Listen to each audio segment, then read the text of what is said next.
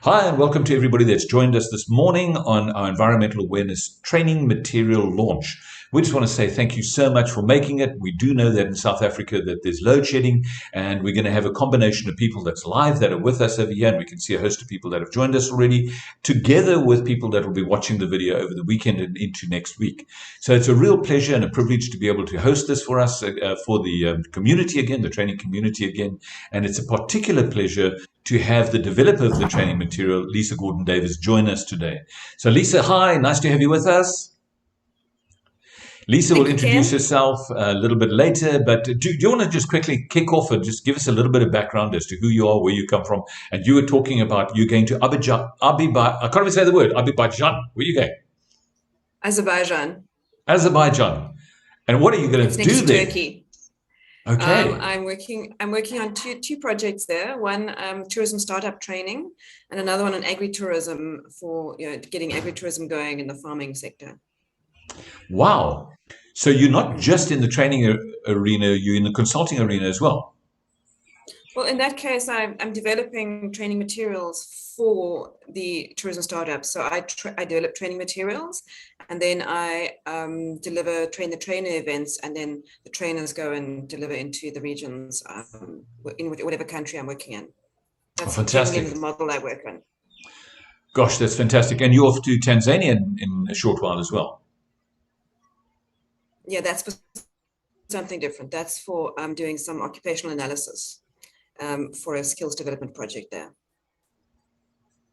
Now, if I understand correctly, you were previously involved with SETA, SACWA, NQF, QCTO, somewhere, Department of Higher Education or something like that I saw on your CV?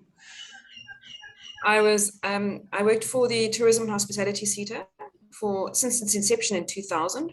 I was the chamber manager for hospitality and gambling and lotteries. It's quite a big portfolio because hospitality is massive.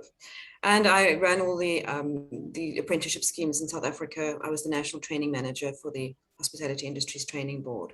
So I have a broad and deep understanding of technical training, but a key subject specialization in hospitality and tourism, but we spun that into environment as well because of the environmental impact of tourism internationally and hospitality in particular.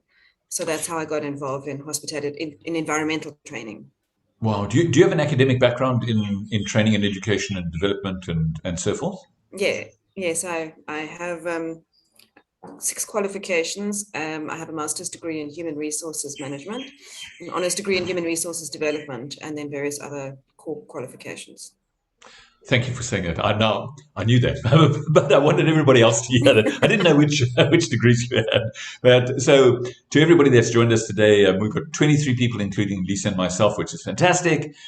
We will probably see more people coming in, but load shedding has probably just meant that a lot of people are going to watch this. You'll see and hear that Lisa knows what she's talking about. And I think that was one of the things that really impressed me when I first made contact with you. And it was just by chance. It was a matter of I had been talking to a couple of people about environmental awareness and the E of SHE. People talk about SHE, safety, health, and environment, or HSE, EEE, and I needed to get my head around it, and I came across Lisa. So Lisa, thank you. Thank you for being part of the journey, and I trust that this is going to be a long and fruitful journey with all of us because we have a host of other things that we want to launch, and we'll talk more about that later on. But what I want to do to everybody that's joined over here, I'd like to just say to you, I'm going to mute you all, if you don't mind, and other than Lisa, I will unmute Lisa again, ask her to unmute. So everybody else is muted. And if you don't mind, you can switch off your cameras. That's fine as well. And I'm going to change the view over here from gallery to speaker and just make sure that that's out of the way. And then I'm going to get straight into the presentation itself. So for those of you that know Penny, Penny says hi. She's actually logged on here. I can see that she's still with us. But she says hi to everybody. She's doing month-end stuff, so she's not going to be joining us in this function. And currently she's upstairs and I'm downstairs. And we will communicate afterwards around the event. And of course, we're also very excited about the fact that it's weekend here. So we're 2 hours ahead of you. So if we finish, the moment we finish, we're going to a gallery. And Penny wants to show me some artwork, or probably buy some artwork. I hope not. I'm not sure what her thoughts are, but she can tell us afterwards. Great. That's enough said. So it's a welcome to everybody. It's really nice to have you with us. So we're going to be doing this in English. And the essence of it is that if you need to ask any questions, you can ask any questions in English or Afrikaans.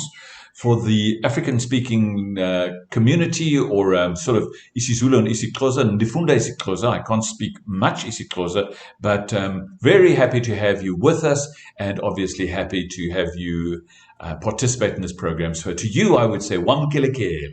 Really nice to have you with us. Ugamala Muken Annandale and Penny Jones, and we own and run a company called INTRA-SAFE.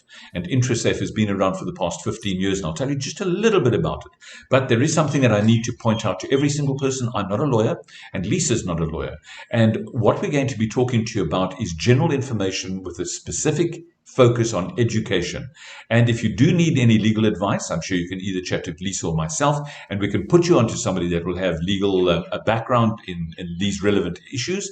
And then for those of you that are on the session with us, please take note that in terms of the Poppy Act, that your participation is regarded as giving us permission to participate in this.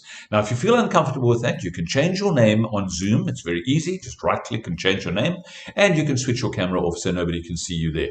But as a result of the process, you may want to ask questions, and we'll be sharing information as much as possible. Now, to get straight into the program, I always like to ask people to register. So if you wouldn't mind just sending me the word Enviro21 to 082 920 8912. That's 082 920 8912, so that I can keep an accurate list of everybody that's here. I also have some material that I'd like to send to you afterwards, and I'll do that via WhatsApp, if you don't mind.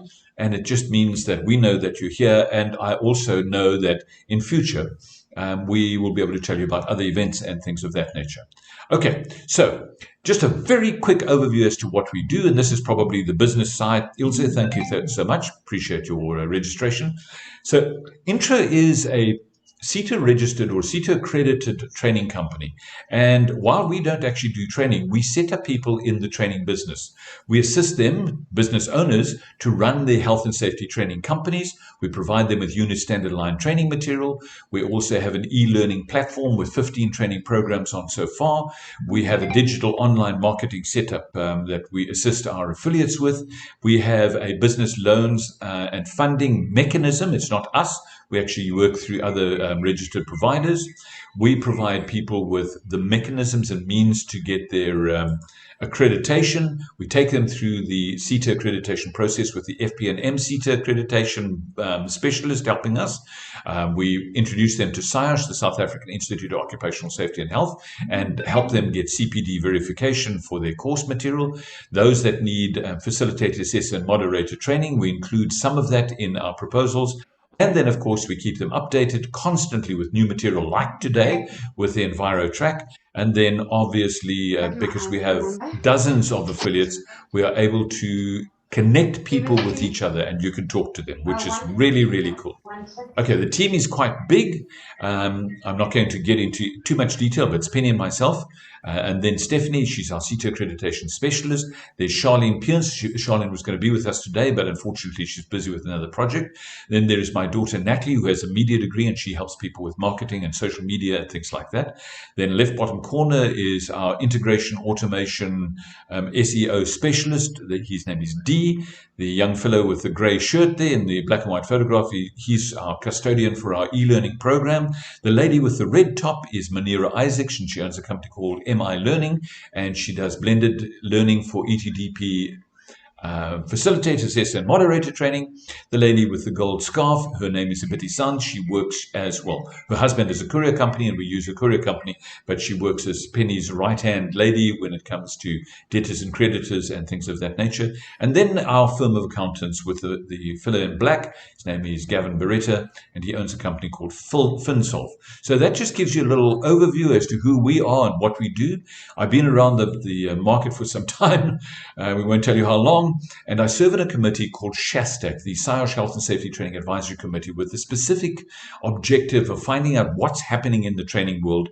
We liaise with the Department of Higher Education and Training. We liaise with the Department of Employment and Labour, QCTO, SACWA, and organizations and bodies such as that, together with the other professional bodies. And we have quite a lot of progress that we've made and a number of exciting announcements that we'll be making early next year.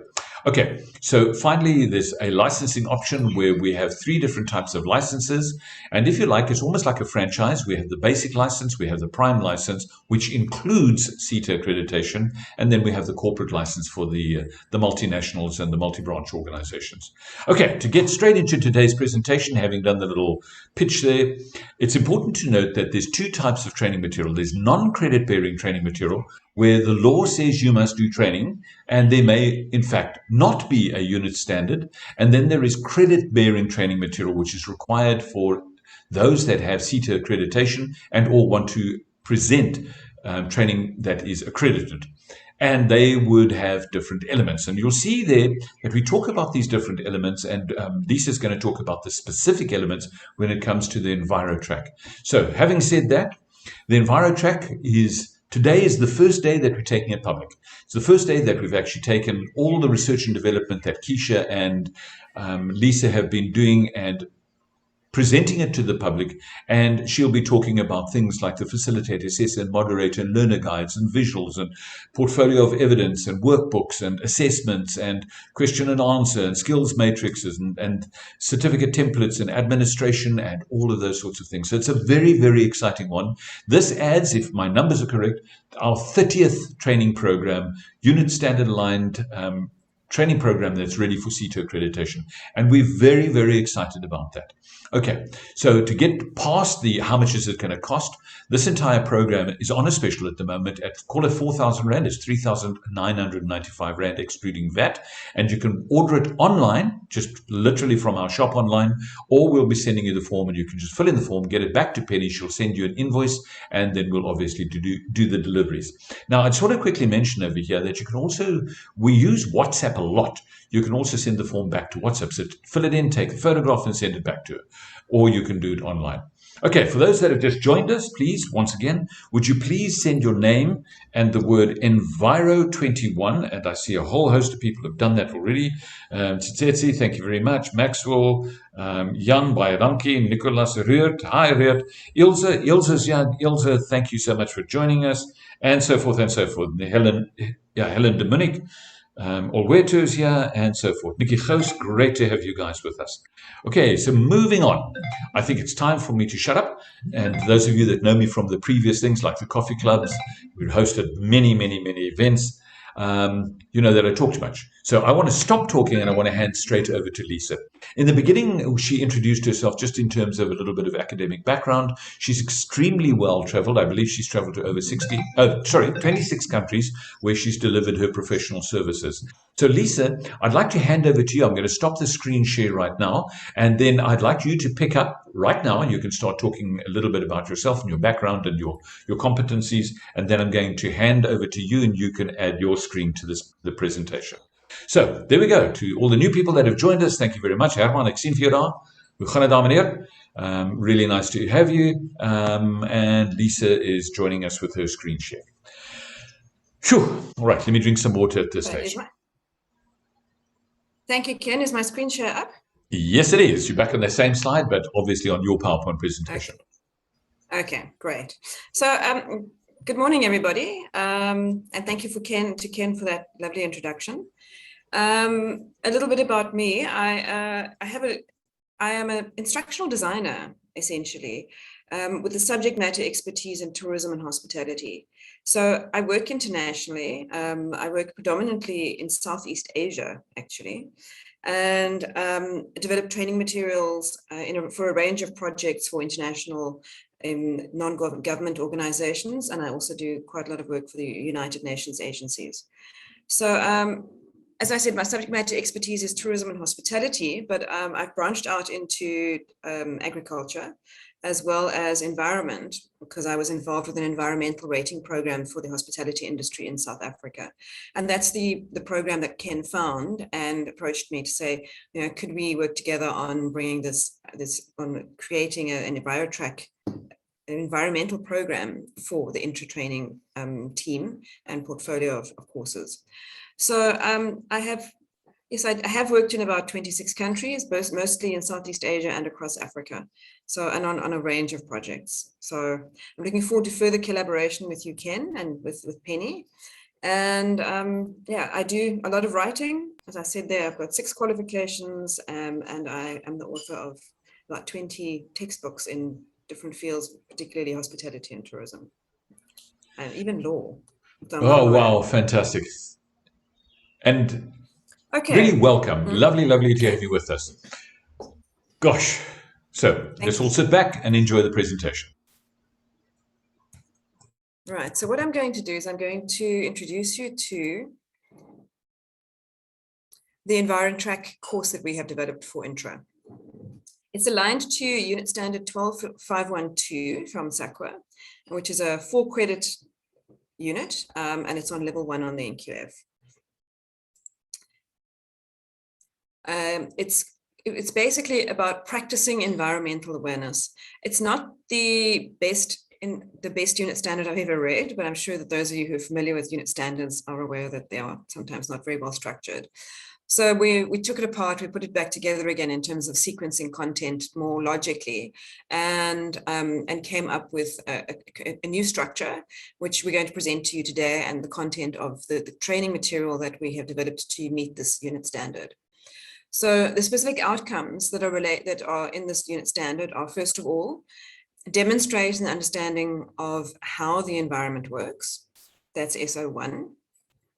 SO2 is demonstrate an understanding on how pollution or waste impact on the environment, and then take appropriate steps to limit pollution and waste at the workplace, and then also identify and throw away disposable household products. So there's a bit of a crossover here between the workplace and home. So while many of you will be training participants, trainees in your workplace, because of the unit standard, we've had to also take it into a domestic application. So if you're doing waste management plans for your workplace, they would also have to try and apply some basic waste management in their domestic situation, like separating their waste, recycling, things like that. So that's how we have written the material to cover both elements of work and home. So as Ken mentioned earlier, there's a range of materials included in the suite that we are offering. There's different guides. There's the facilitator guide, which provides instructions to the trainer. We've built in quite a lot of interactive activities in the materials, and there's specific instructions for those activities. For example, we actually get people to separate waste, identify and sort waste, different types of plastics and things like that. So we give instructions to the trainers on what resources to collect for the activities, and then how to run the activities. Furthermore, there are guides for assessment for the moderators and for the learners. Then we've got the visuals, which is the PowerPoint presentation. And I'm going to take you through a couple of the slides just to give you a taster of what the course covers and what the slides look like. There's a skills matrix to show you what the outcomes are, what the elements are, and how we've covered them in the different topics in the training material, to reassure everyone that we actually have covered the entire content of the unit standard as required by SAQA. And then there's the normal certificate templates and course administration, which is part of the service that INTRA offers you anyway. And that comes from the INTRA team. You'll be familiar with all of those if you use their products already. So now what I'd like to do is take you through the material, give you a taste and an overview of the material that we've developed. So the introduction to the course says that we're going to be covering a basic intro to the environment. It's a bit of a big picture, what's going on and why is the environment important, and why is this becoming more and more of an issue in terms of business operations and so on. Then we have a quick look at the South African policies and laws that affect environment in South Africa, not going in too deep, but just giving a bit of an overview of whose responsibility environmental issues is. And then we get into more nitty-gritty elements about energy management and how to do it in the workplace and at home.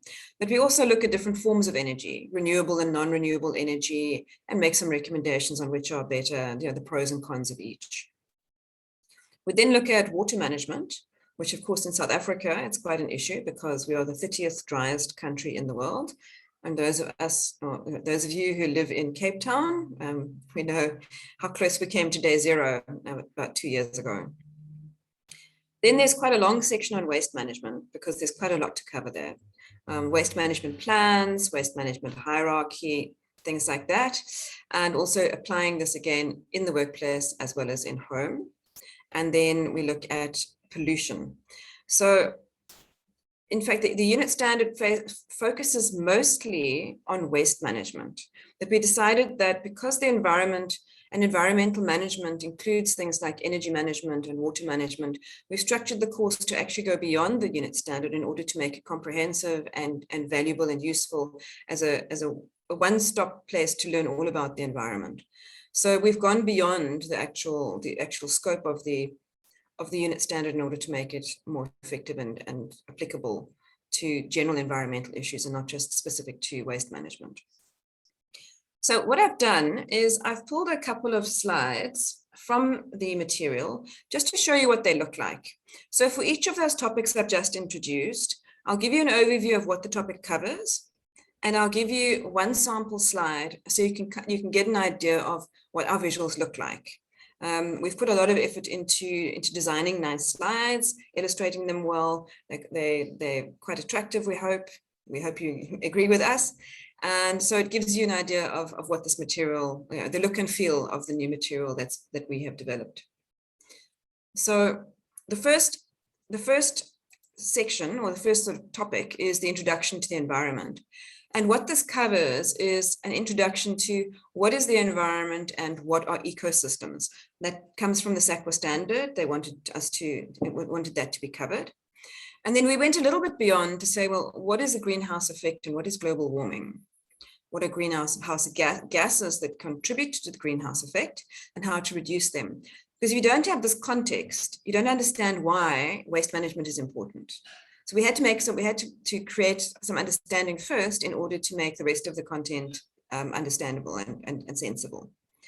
So we then look at climate change and how to reduce our contribution to climate change, and then give an idea of some eco dates or eco events that you could run in your businesses, things like Earth Hour or National Water Day or Earth Day, things like that, just to celebrate and to draw attention to environmental activities and different environmental issues that you can celebrate and highlight in your workplace or with your clients. So a quick example of one of our slides is this one.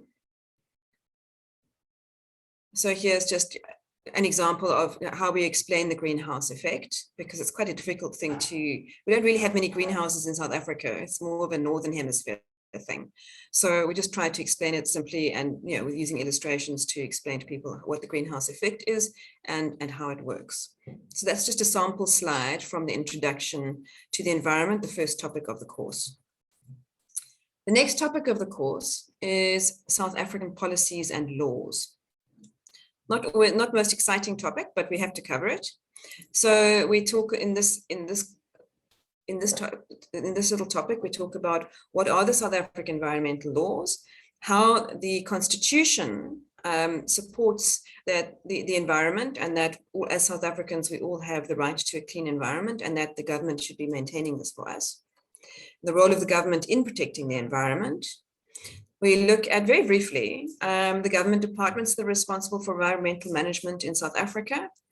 We look again very briefly at the legislative framework, because we're not digging into any laws here, but we do talk about the National Environmental Management Act and the subsidiary acts that manage and govern different elements of the environment underneath the NEMA. And then we also talk about how to bring policies and procedures into your business that might support the implementation of the laws in South Africa.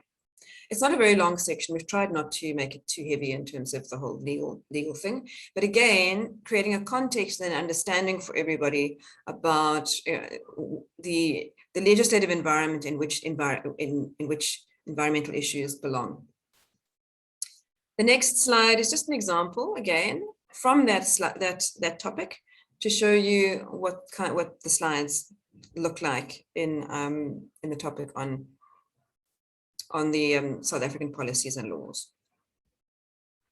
After that introduction to A, the environment, and B, the South African legislative context, we start getting into the nitty-gritty of actual environmental management and responsibility.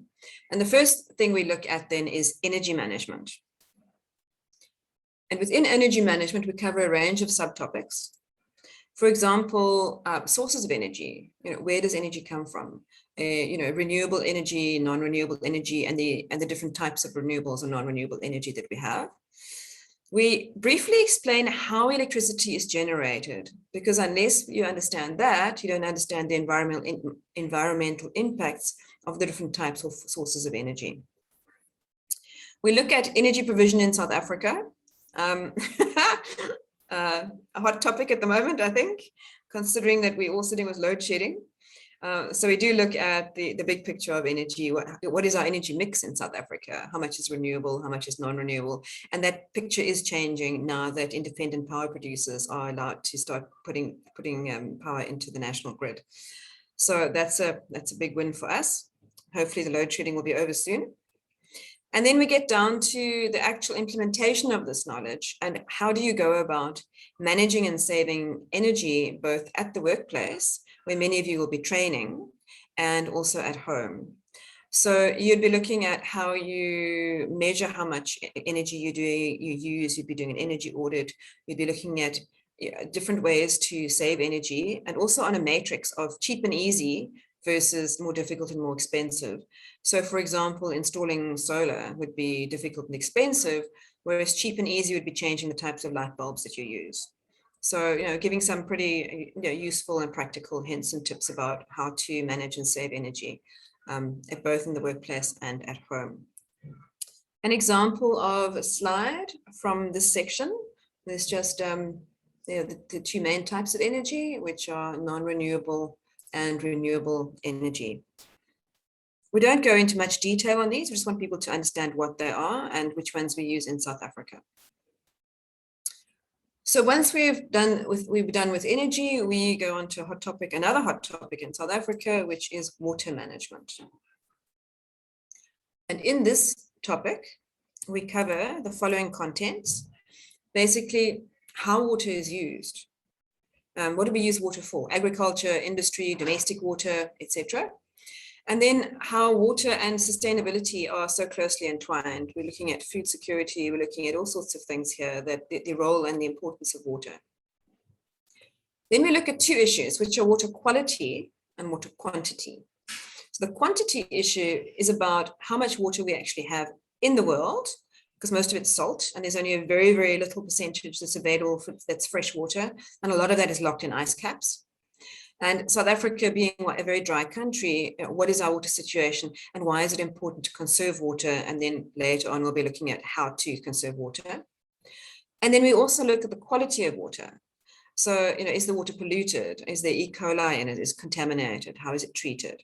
So that's another issue that we look at.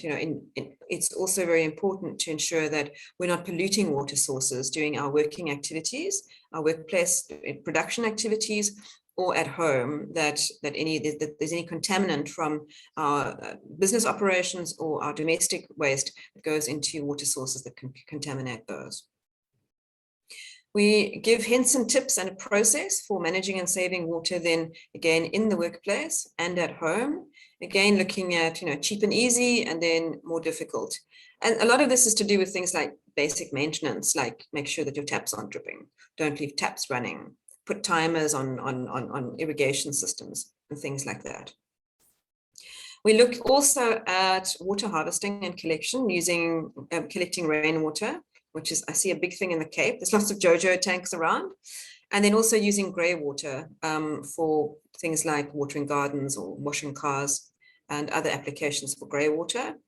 And then just raising a bit of awareness, there's water month, there's water week, there's the annual water day. How can you bring activities like that into the workplace to raise awareness about water issues and water savings and reclamation? So a sample slide that I'm showing you now is from that section is how is water used? And you can see the sort of layout of the slides that we have. We use 70% for agriculture, 22% for industry, and then quite a small amount is used for household, which is 8%. So this gives you a little bit of taste of what the slides look like in that section. Then next we move on to waste management, which is always my favorite topic. I love talking rubbish. It's a big section because there is so much rubbish to be talked about. So the contents of this section is basically what is waste, a definition and understanding and unpacking of what waste is. Then we look at waste in South Africa and the situation of waste and how much waste was going into landfill in South Africa and what it's doing, especially to the environment, how it's managed or not managed. We look at the waste stream and landfills and the effect of landfills and waste on the environment.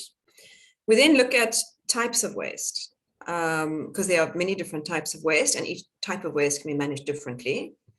And then we look at actually managing waste. So we look at the waste management hierarchy, which I'm sure you've all heard of in some form or another, which is the basics are reduce, reuse, recycle. There are a few more like repair and reclaim and whatnot, recover. But the big three are reduce, reuse, recycle. And then we look at the recycling of paper, plastics, glass, and metals. I'm giving you an idea of what's happening in South Africa and how to go about doing the recycling and the benefits of the recycling of these these items that are made of a single component, a single metal or material. We look at waste management plans, and that's actually doing something like auditing your waste, identifying what kinds of waste and how much waste you generate, and then based on that, being able to say, well, what do you want to reduce? And working at an operational level to say, we need to have less plastic packaging, or can we buy things in cardboard or reusable containers, or buy in bulk instead of single packaging? So that's what the waste management plans address. Then again, we go to applying what we've learned both at the workplace and at home. And in terms of the assessment, for example, the unit standard actually wants people to be applying waste separation at home, and that's an assessment criteria. So we've built in things like they should be drawing diagrams of how they would put their waste bins at home. Also considering some people have very small homes and it'd be difficult for them. They could bring photographic evidence. We've tried to be quite creative in terms of how we can apply this for assessment, and it's built into the assessor's guide on giving these ideas. So an example of a slide coming from the waste section is, here's the waste management hierarchy showing the most preferable to the least preferable options in the waste management hierarchy. It's just a bit of a taster of the waste management slides. And then from there, we go on to the next topic, which is about raising community awareness about environmental issues. Me personally, I'm involved in loads and loads of litter cleanups in my community. Our community is quite dirty. And so it's how you engage with the community, working with local community action groups. And this is also at a corporate level, a business level, or it could be at a personal level. So attending and organizing litter cleanups, attending and organizing community events. We have, where I actually live in White River in Mpumalanga. And we've been, as a community, cleaning up our town street by street over the last couple of months, park by park, and tons and tons and tons of rubbish and litter have been cleared out of our town. And now we're also sponsoring bins and sponsoring people to keep the bins empty. So it's getting involved in things like that at a community level. So an example of a slide there is, to find out what is happening in your community. What kind of initiatives are there? What routine cleaning takes place? Are there any annual events or programs that happen? Are there groups that you could join? Could you sponsor something as a corporate? Could you get your staff involved as a corporate social responsibility event?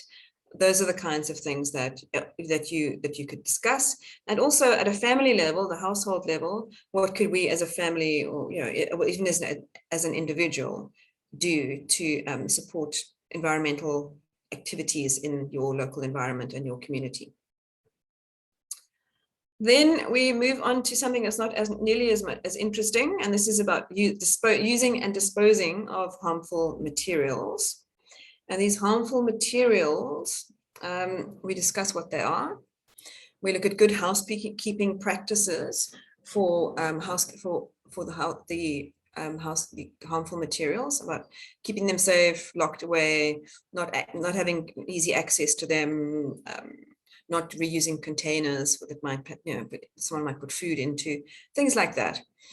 And so how to store hazardous materials both at work and at home, and also how to dispose of hazardous materials.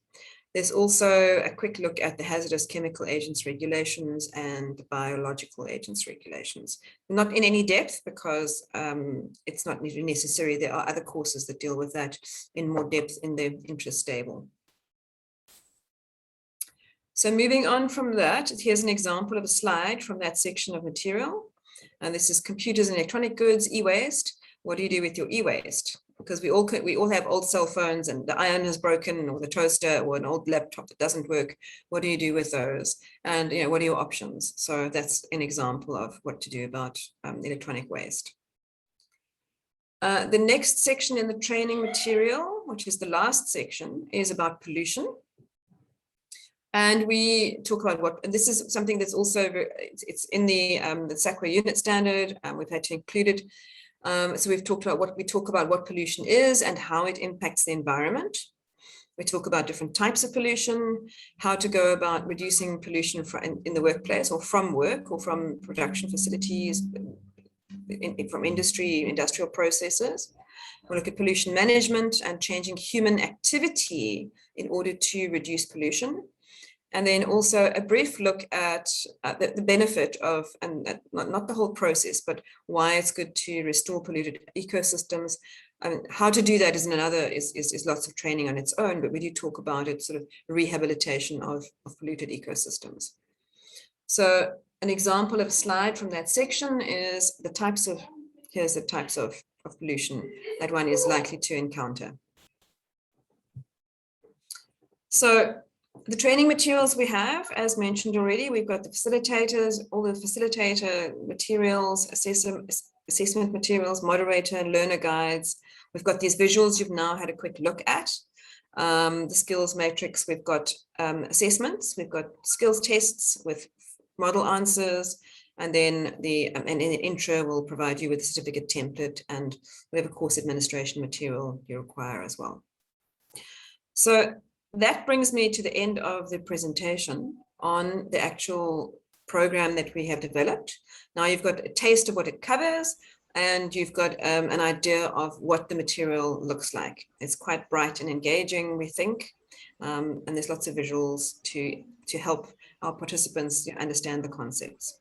And there's even a video or two stuck in there, and we will provide those to you as additional resources for the materials. So with that, I will hand back to Ken with my thanks, and Ken will tell you how to go forward with this if you would like to add this to your stable of training. Thank you, Ken. Let me stop sharing. Well, that's absolutely fantastic, Lisa. Thank you so much. Those of you that have ever been involved in the process of developing training material, you'll know that it's weeks and weeks and weeks worth of research and development. And in this instance, because of Lisa's background, she's been able to fast track it. I, unfortunately, have been the one that slowed the process down a bit because we've got a host of other things as well. But before we get into question and answer and go through the processes, I just want to quickly repeat for those of you that are already asking about purchasing the training material so you can do it within your organization. It's 3,999 Rand on the special. That excludes VAT. You can either do the order online on our website. You'll see the URL at the bottom, or alternatively, we'll send you the order form, which also has the URL, and Penny will generate an invoice for you. You can just, once you've finished filling it in, you can just take a photograph and WhatsApp it to us, and it will then obviously go from there. Now, there is more to it than this. So at this stage, this has been, 45 minutes worth of very, very useful information. Lisa hasn't mentioned how many slides there are. There's over 200 slides or PowerPoints in this entire series. It is significant in terms of the substance of the information, the knowledge that she's transferring. And at this stage, just to be confirmed by Lisa. On Friday, the 19th of November, we're going to run a 4-hour session like we've done in the past that we did for the ERGOtrack and so forth. It costs 750 Rand per person, excluding VAT, which obviously you can claim back. And that will give you an orientation into the use of the material of the course content, whether or not you're going to actually acquire it. But if you have acquired the training material, you come for free. There's no charge for that. And I know that we've got a number of Intra affiliates that are here. You don't pay for that. That's part of your license fee as well. So that's really quite good. Lisa, can I just quickly ask you, have you and Penny confirmed that date yet? I'm available that day, yes. You are available. Okay, so the only thing that we'll need to just sort out is the time of the day. I'll probably start at about 9 o'clock and work through to about 1 o'clock, I would imagine. But I'll get confirmation from Lisa on that specific score. But it's exciting. So I tell you what we don't want to do is we don't want to just dump the material in your hands and then have you go through it on your own. I would far prefer that you connect with Lisa, who's the subject matter expert. She will then walk you through the material. You'll have a mentor of sorts who will be able to provide you with additional information. She's going to be your go-to person as far as the health and safety as far as the environmental training material is concerned, and then I'll be your go-to person on the health and safety side. So it's exciting. It really is exciting. And with that, I want to just quickly say to all the new people that have just joined us now, would you please register just by sending us your name? And you can send that to my cell phone, which is 082-920-8912. That's 082-920-8912. But if at this stage you decide, I'd like to get this training material and I want to start with the process and I want to run it out within our organization, or maybe if you're a training provider with your clients, you can just say order training material or order orientation, 4-hour session. You wouldn't mind doing that? That help Penny to get her systems in the process. Excuse me, need water. And yeah, and then the last thing I'm going to ask you to do before we open the microphones and go to question and answer and so forth is I'd love you just to WhatsApp your feedback to me. Has this been beneficial? Have you enjoyed the content? Is this something that you really feel is important? Whatever comments you may have, good, bad, or otherwise, please let us have them so that we know whether we're on track. It's very important from our point of view to know what our clients' needs are, and you in turn getting material that is world-class, that we can provide you, feel really, really comfortable by providing you this material. So your comments would be great. You could do your comments on Facebook. We've got a Facebook page. On YouTube, when we send the YouTube clip out, and certainly via WhatsApp. You can probably hear the rain in the background, so we don't have a shortage of water over here. And with that, I'm going to stop the screen share, and I'm going to go back to the actual event so that we can talk to everybody. So Lisa, once again, a couple of things before we get everybody talking to us. And I'm going to just invite everybody to unmute so we can have questions and answers. But one of the questions that I did get during the course of the week is why? How does this fit into health and safety?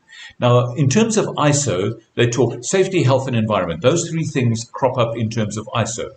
But in terms of the Occupational Health and Safety Act, we have an environmental regulation which has nothing to do with what you're talking about. It's the environment in which we work. Dust, gases, fumes, lighting, noise, ventilation, and those sorts of things, right down to toilets.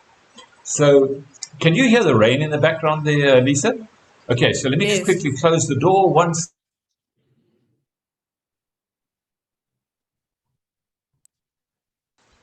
Lisa can carry on talking while I quickly close the door because it's quite noisy here.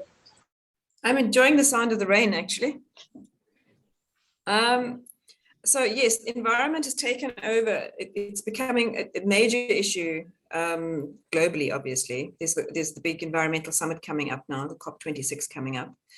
So the responsibility for companies to manage their environmental impact and their footprint, and of course for us as individuals to do the same in our own personal capacity, is becoming more and more urgent, especially in the light of global warming, climate change, and we can already feel and see the impacts of climate change. So basically, businesses, corporates, companies, and individuals, we all need to start working in the same direction, and that's why it's becoming more and more urgent for across the board and more ubiquitous across the board, that everyone needs to get on board with good environmental practices. You're on mute, Ken. Thank you. One of the things that I've been thinking about as the whole environmental awareness thing comes up is that there's a huge amount of waste which I generate. I generate an enormous amount of waste. And we get these plastic bottles. It costs a lot of money to ship the bottles around the country, and some of the bottles are even shipped from overseas, just with water in them. And we like the ones that are aerated. So we bought a soda stream, and we fill, using a water purifier, we fill our own bottles. So we don't throw away bottles anymore. And we purify, and then... I refill mine. Yeah, these Energade bottles. I love them. I just carry a lot of them around with me.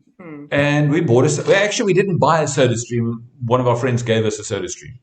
So we can aerate the water, so we, for a mixer or whatever we want. And that was a simple thing. So we've reduced the amount of these plastic bottles, these green bottles that we're throwing away. Similarly, a company could do exactly the same thing, where you could have a water purifier within the organization, and there's a lot of commercial purifiers out there, and the staff can fill up the water that they use for that day while at work with purified water. And they don't have to bring in bottles of water. I'd like to see as well that canteens and restaurants and places like that within companies, that they actually fill their own bottles with purified water. Okay, so having said that, so the question that I got before I closed the door in the rain was this. The question is this: what's this to do with the Occupational Health and Safety Act? And I said that there is an environmental regulation, but that has nothing to do with what we're talking about over here. But you will know that in terms of Section 8 of the Act, and then a number of the regulations like the Hazardous Chemical Substance or Agents Regulation, it says of the employer, you must identify the dangers, hazards, and risks. And from a work perspective, a lot of what you've been talking about present a danger, hazard, or risk. And we know there's definitions for danger, hazard, and risk. And then it says that the employer must mitigate, must take the necessary steps to reduce the danger, hazard, and risk, or eliminate the danger, hazard, and risk with the hierarchy of risk management. Can't think of the term now. So it slots in brilliantly in terms of the Occupational Health and Safety Act. Because you're talking of disposal, and I can quote a bunch of regulations that talk about disposal of various things. We talk about housekeeping under the general safety banner, and once again, it's housekeeping. And we talk about fire prevention and protection, once again, it comes up under environmental issues. And we talk about just the aesthetics of the workplace where the person is working, dusts and gases and fumes and vapors and things like that. It's environmental issues once again. So this slots in brilliantly. It's almost as if they do not have to write an environmental awareness regulation, because anybody that's just using their common sense, I believe, this is my opinion, and I'd love to hear what our guests say as well. Lisa, there was a question that cropped up here. How long do you think this training program, your material at this stage, with as it is, without any customization, how long would it take to run out in the workplace? Well, I just typed to reply, and it depends on how fast they want to go, and how much depth and discussion, and if everyone's going to do all the activities, which we do recommend. It'll be between 1 and 2 days. So it could be like 1 day, 1.5 days. You could cram it into a day, but it might be quite tight. There's quite a lot. There's a lot of content to wrap heads around, and if there's discussion about people living in different communities and what is available for them to get involved in or whatever, those discussions could go on for a while unless managed very tightly. So I would say give it a day, day and a half at least. And of course, as part of the portfolio of evidence, you may want to do something that the company or the team that you're training, your health and safety committee and team, whoever they might be, they actually go for a walkabout in the community. And that could be regarded as training time as well. And it would obviously slot into the notional hours. Yes, and another thing that's actually quite a unique feature of this course is that doing the activities helps to build a portfolio of evidence. So there's worksheets that they need to do. There's diagrams they need to draw. There's things they need to identify, and some of those are drawn directly from the unit standards. And so we've created opportunities for them to identify the waste that they generate at home and how they will separate it. That's something they need to actually prove in assessment. So their POE is being built by doing the activities during the course. Well, I tell you what, I saw T-shirts the other day that said Waste Warrior. And it was a group of people. Penny and I were driving down the road, and it was a group of people that had obviously gathered together, maybe a club or a society or a temple or a church or a mosque or something like that, where they went, let's do something meaningful. Penny and I have done that as well, but in this instance, they actually issued a sponsored T-shirt. I think the sponsor was a soap powder or something like that. I can't remember. Penny saw it. She recognized the name. And why not? Why not? Why not have this as in Hout Bay? They do a beach cleanup on a regular basis. An organization called Animal Ocean, and Nathan, my son, used to work for them. And once a month, they do a Hout Bay beach cleanup because of the rubbish that comes in from the ocean, and it's not necessarily pollution that is or rubbish that's dropped off by citizens. It's just comes in from the ocean. Okay, it washes up. Yep. Okay, so what I want to do is I want to just open the microphones and ask anybody, if you have a question, please go right ahead and ask Lisa right now. Hi, Lisa. Hi, Janet. Hi. Thank you. That was very interesting. You really covered everything. I had the joy, I don't know if I want to call it joy, of leading a ISO 14001 program for 2015. There's a lot of information, and we just found the best way was just to start with small things. Don't start trying to recycle everything at work. Just do the plastics and make it as teams, your different departments. Make them up as teams so they're competing against each other, who can collect the most plastic, and then move on and do the easy things, because if it's everything, it's just, it becomes a bit too much. But yes, it's a fantastic initiative. We need lots more input and recycling in South Africa. The one company we worked a lot with was SA Plastics. They do an amazing amount of work in South Africa for waste management and plastic management. They do a fantastic beach cleanup and waterways cleanup every year. But yes, there's a lot out there, and as you say, we need to take it home. If we don't take it home, we're not actually living it. So yeah, it's very important. But thank you. That sounds, you really got some lovely info there. Thanks very much. Appreciate that. Thanks. Fantastic, fantastic. I see there's a question from your Lisa. Lisa, see? Nice to have you with us. If you'd like to unmute yourself, your Lisa, you can just chat to Lisa and ask her that question. So, yo, Lisa, speak to Lisa. Hi, Lisa. Yes, we do speak to, well, the legal requirements. We give an overview of the legislative framework and that governs the environmental issues in South Africa. But we don't go into the regulations like you must do X or you must do Y, because it would be different in different industries and different kinds of waste. So we just talk about which national departments are responsible for environmental issues, and we introduce the National Environmental Management Act and a couple of its regulations or sub-acts as well. But we don't go into specific legal requirements for environmental management. Okay, good morning, everyone. Thank you, Lisa. You're welcome. Okay, honestly, so yes, I was going to say, Lisa, go right ahead. Because honestly, that's the gap we are having currently with most communities or most people. They are not aware of what they need to comply with. So we still have that gap. So if it's just a suggestion to maybe make our courses more practical and also give guidance to whoever we're training. Absolutely. Absolutely. You, Lisa? Yes. Ken, yeah. If you could give us examples of what kind of guidance you'd need, because there's so many acts and regulations. You might say, you know, we need general. What are the regulations for, I don't know, waste disposal, or waste holding areas? You know, do they have, how often do they have to be cleaned or whatever? Maybe if you can give us some specific ideas of what kind of legislation you're referring to, then we can see how we could potentially include that or reflect that somewhere. Okay.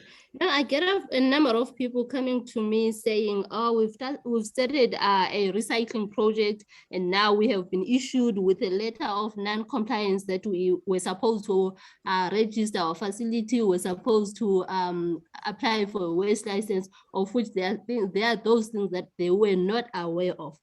An example of another project: someone wants to maybe, let's say, build a butchery.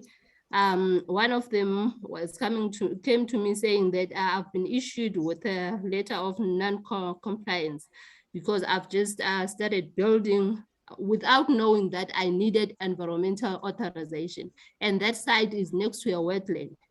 So such information, people, they don't have, they still a gap. They do want to comply, but they don't know what to comply with. That's quite big, though. Yeah, it is big. Quite mixed, yeah. Lisa, I see our time is up in terms of the actual hour, but we're going to carry on after this, needless to say, and we've had one or two people saying they need to leave, and we fully understand that. So I want to say to those people, thank you so much. Lisa, please don't go. But those of you that do need to leave right now, I will be sending you information with regards to the training material, and I will do that within the next 10 minutes or so. I'll just click on WhatsApp and I'll drag it in there. But Lisa, we have somebody here who is an AIA, and I'm not sure if we can get him to unmute himself. His name is Harold Gaze, and Harold works in asbestos abatement.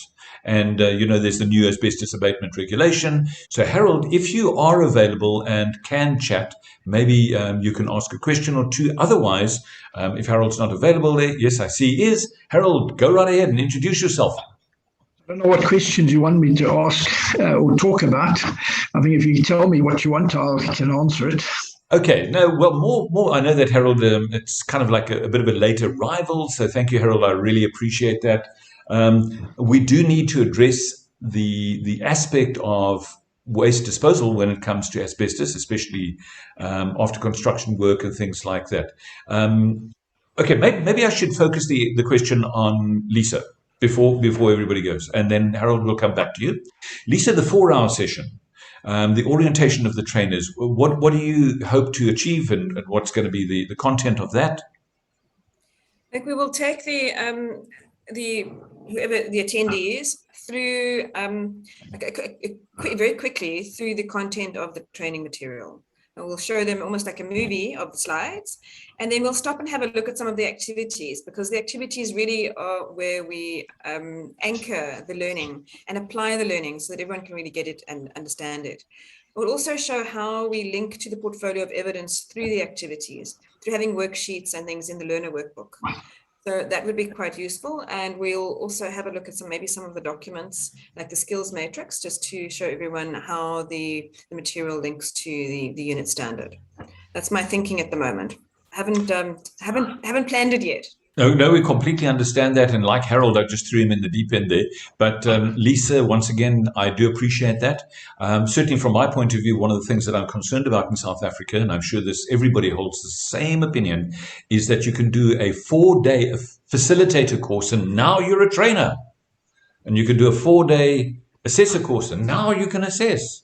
And a 4-day moderator, it's ridiculous. My Penny did 4 years at university to get a bachelor's degree so she could become a teacher. 4 years. And nowadays we've got people that do a 4-day course. They don't even register for the unit standard. And I think that those are some of the issues that we can also talk about when we do the 4-hour session. And I know that... Ken, go right ahead. If I may. I think that the purpose of the session, I usually spend quite a lot of time training trainers. Yep. The thing is that a trainer has 2 sets of skills. One is presentation skills, and the other is the content of what they're teaching. And we need to make sure that those of you who are going to be teaching this, you understand the content. You understand what is climate change, what is environmental awareness, how to do recycling, all of those things. So we're going to show you all of that content. We've got it all backed up in the facilitator manual, where we've given you all the theory of it as well. So we need to prepare you to be able to teach confidently and speak about these issues eloquently, so that you can impart this knowledge to whoever you're going to be training. That's the purpose of that 4-hour session. I love that, because it's the beginning of a journey, and this journey is not going to end, and especially with now it starts on Monday. So, Nicholas, I see you saying goodbye. That's fantastic.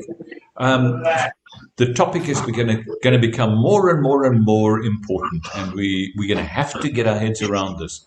So I want to once again just emphasize, I think this is the beginning of a journey for us. It's awakened a whole host of things. One of the things that I am concerned about is that we can see that the ocean is eroding the island of Mauritius. Going to mute everybody. I'll unmute you. Let's just mute there. And Lisa, we can actually see the effect on the island. We can see in terms of climate change. I'm getting pictures that crop up on YouTube saying, this is where you were 2 years ago, 1 year ago in Mauritius.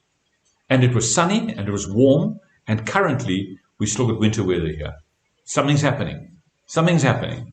And I'm not an alarmist, but I am conscious. Claude says, thank you. Claude, you're more than welcome. Thank you. Appreciate that. Okay, back to Lisa. Any other comments from your side? No, Ken, I think we've covered everything. I look forward to working with everyone to give you further and more in-depth information about this and training you up as trainers, and that we can get this message out there because it's a really important one. I personally practice what I preach. I do this all. We actually have 7 different types of waste separation in my house.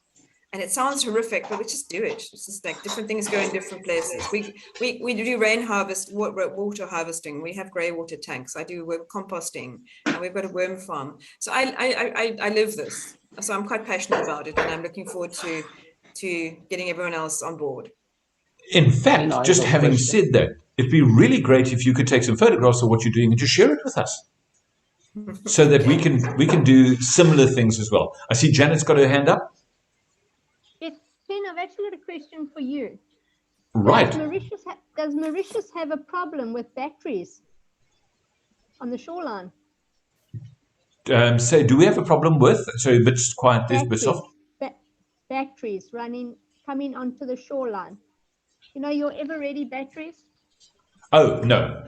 But I can tell you something which is really weird. We lived on the beach. Thank you, Martin. We lived on the beach for a couple of years in a villa just down the road here. We aren't on the beach anymore. But we used to get plastic coming in from around the world, including syringes and toothbrushes and hangers. But the syringes were really a concern because everybody's on the beach barefoot. And obviously the user of the syringe, probably an addict, just tossed it in the ocean and it floats onto our beach 3,000, 4,000, 5,000 kilometers away. So batteries, no, but our host, I have a couple of photographs that I've taken of the trash. I pick up all the time. So my friends are in Madagascar. They live on an island right north Madagascar, and all the batteries wash up on their beach. They come down the river and then also from the ocean. Wow, it's actually crazy. Amazing. You go down and you go on a battery collection trip, and then so they can pack them up and we can try to bring them back to South Africa and dispose of them, because there's no disposal facilities on a small island. I see Sean's hands up there, and I'll just quickly throw in an interesting comment. Penny knows this, that I collected a small collection of children's toys. These little miniature toys that you get, almost Lucky Packet toys, and Lego blocks and all kinds of interesting little little bits and pieces. And where we had an outdoor shower, there's a shelf, and I had my little toy collection there. Somebody threw it away one day. I was quite upset. They threw my Lego away. But having said that, Sean, over to you. Would you like to unmute yourself? Hi, Ken. I don't know if you can hear me. Yes, I can. Just a question. 7 years ago, we did a whole environmental thing when the environmental thing first came out. We spent over 400,000 on getting it all up to date, doing training, all that type of stuff. I did all the risk assessments. Now, what I need to find out, with it now being enforced, do I have to re-qualify to actually do risk assessments on that? Lisa, I'll answer this question. Sean, I wish the answer was yes, so that we can push the standards up, the quality of the work that's being done, the deliverables and things of that nature, but no. At this stage, I don't see any requirement whatsoever that you have to be a qualified assessor, or risk assessor, that is. But I would strongly urge that you do the necessary courses, which I'm sure you've done already. But sadly, no, it's almost like, I don't know if you know this, and Lisa might know because she was with SETA, that you can get SETA accreditation without having a registered facilitator. You only have to have a registered assessor and moderator. Okay, and then the other question I want to know, with the training that we did, do we now have to re-register so that they can actually now have a certificate with SAQA on it, or are they still trained? Okay, so certainly in terms of current qualifications and the allocation of NQF credits and things like that, once again, I would say yes. Because if you're an accredited organization, you can take this material, you can go to your SETA, they can then add it onto the list of courses that you run. You run the program and finish that cycle, that verification cycle. So facilitation, assessment, moderation, well, the internal assessment, summative and formative, and then portfolio of evidence. Am I right, Lisa? And then they do get a certificate of competency. Yes, if they go through the proper, if they are assessed by a qualified assessor. Yeah. So they're still got to go through that whole thing of the whole assessment process.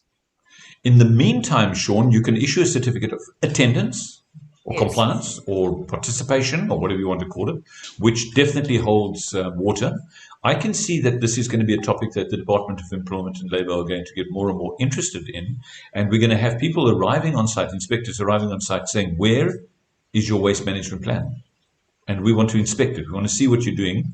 And Lisa, you know, there's a hotel in Cape Town, which is supposedly the greenest hotel. It's Hotel Verde, just outside the airport. Do you know them? I've heard of them, yes. Yeah, what a treat. I found that was fascinating when I was there. And those of you that are in Cape Town, go down there. They used to have a tour.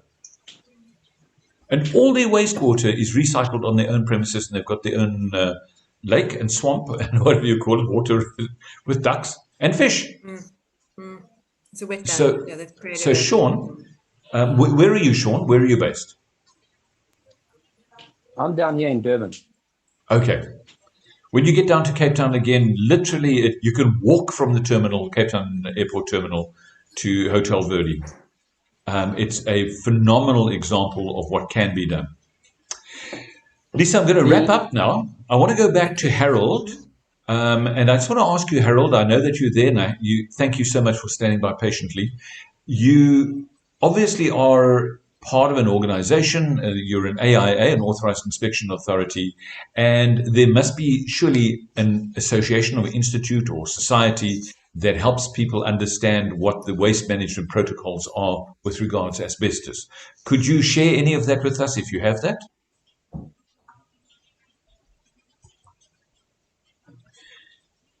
And Lisa, while Harold is unmuting himself, AIA is a common term that's used in the Occupational Health and Safety Act or the regulations.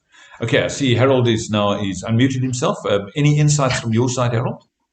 To start with, I think the first question has to come that if you've got asbestos on your site, you need to identify it, work out a risk assessment, and if you're going to remove it, you have to remove that before you can actually demolish anything, because that's the legislation.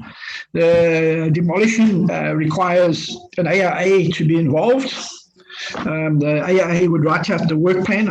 That's to explain how to do the asbestos removal. He'll collate all the information between the property owner or whoever's the source owner of the asbestos and the remover. The remover would have to be an approved asbestos remover. The requirement for that is that he'd have to be Department of Labour approved. There are 3 levels that they approve. Level 1, which is hardly anything. He can only remove a small portion of asbestos in a 3-month period or on a site. So that's that's level 1 asbestos removal. That's usually on-site people doing maintenance and stuff like that. Level 2 or type 2 is the guy who can remove asbestos cement products and similar products off the site. And he's also, as I said, he's got to be Department of Labour approved, so he'll get a number and he'll get a certificate there. And then the third one is type 3, which can remove all types of asbestos, both level 1, level 2, and level 3. And mostly, obviously, his job will be to remove asbestos that's still in the fluffy form or the raw form, which would be dangerous. And obviously, if somebody comes across blue asbestos, then you have to have a level 3 remover or type 3. Basically, during the removal, there's air monitoring to see what the levels are. The AIA has got to inspect it and do all that. And then at the end, he's got to get clearance. The clearance means that they can go back for rehabilitation and use the property again. Clearances can be quite painful because they have to clear everything that was on the site that would be used to remove the asbestos, and then plus the area that's left would have to have no asbestos. So that includes air monitoring and also visual inspection of the site. Maybe that will help you, Ken. Absolutely, it definitely does. And we're going to revisit this, Harold. I know that you came on late. I really appreciate that. Thank you so much. And I want to finish off with the story. The story goes like this. I used to work for NOSA, and I was being trained by a very experienced older man. His name is Lewis Thorpe, and he was teaching us how to do the 5-star gradings. We went to a company in the paper industry, and we arrived at the boardroom, and the boardroom had been laid out with all kinds of fancy bits and pieces like they used to do for star gradings. And he excused himself and he said, "Please, I need to go to the toilet." And everybody went, "Well, for sure, you should have gone to the toilet before." And he said, no, I need to go to the workers' toilet. And he said, "Please come with me to the toilet." And the whole team, the management team, 6 or 7 people there, followed him down to the workers' toilet. And he made a statement in the workers' toilet because the floors were wet and the people were walking on bricks. There was so much water in the toilet. And he said, "If you cannot manage this, I'm telling you, you cannot manage your health and safety program." Then he said, "I need to go to your trucks." And we went out to the trucks were dirty. Because the managers had figured, well, the trucks are going to go. They're not going to inspect. The safety guys aren't going to look at the trucks. And he repeated himself. And then he said, "I need to go to your waste management area." And we went there and it was a mess. It wasn't bad, but it was a mess. It wasn't managed. And his statement was, "We'll come back and do the star grading once you've got these things under control." And with that in mind, you know, it's not a matter of rocket science, Lisa. You're talking about common sense things here. These are things which, if we take seriously, we can make a difference. So I want to say to Lisa and Keisha, thank you guys for the amazing work that you've done. I really do respect that. Thank you for your time today. Thank you for the input, and thank you for riding the pony and going, "Come on, let's get this thing done now." So I really want to applaud you. And to everybody else that's joined us now, thank you so much. We'll obviously send you the WhatsApps and the information, the dates and things of that nature. And I know a lot of people have already left because they need to get back to work, but they'll get the recording. So Lisa, from Penny and myself, the team at Intra, we want to say thank you very much. And to everybody out there, have a wonderful, safe weekend, and allow this stuff just to rattle around your brains. And let's see what we can do starting next week. All the best then. Thanks so much. Super. Bye for now. Thank you. Bye. Thanks, Ken. Bye.